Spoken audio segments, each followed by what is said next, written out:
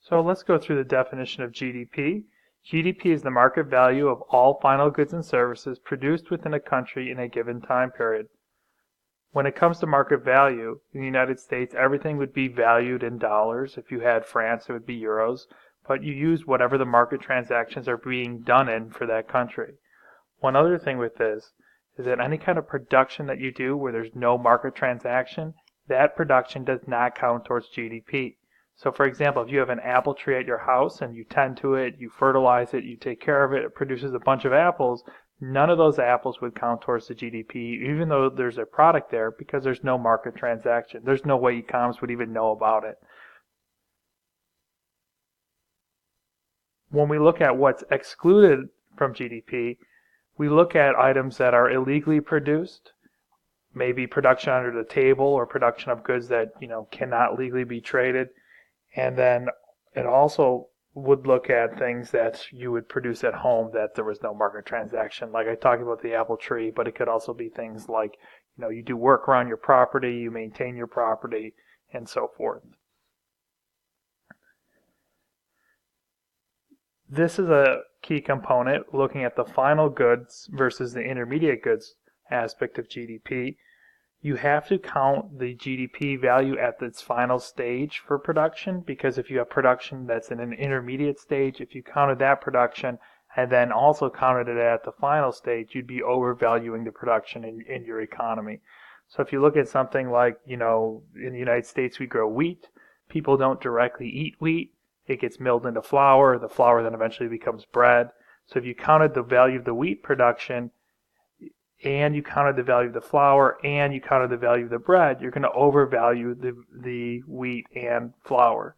So the way to look at it is that the value of those previous stages, those intermediate stages, are all calculated in the final item. So when it comes to a price of bread, part of that price reflects the value of the flour production and the value of the wheat production. So you measure things at their final stage and not at the intermediate stage. One other component that it includes goods, physical items, and services, which would be intangible goods. Intangible meaning you can't touch it, like cell phone service. So, for example, the United States has the largest GDP in the world, and you maybe heard the scenario, well, the United States doesn't produce anything anymore. Well, that really doesn't work if the United States has the largest amount of GDP.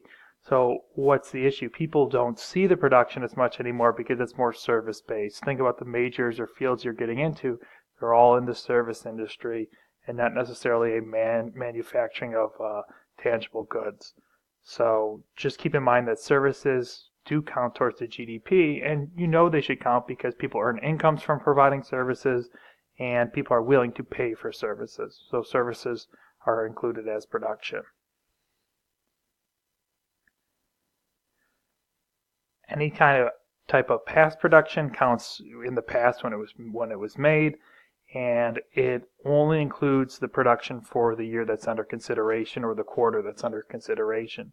So if you have a car that was made in 2018, it will count in 2018, and even if it isn't sold till later on, it counts in the year that it was produced.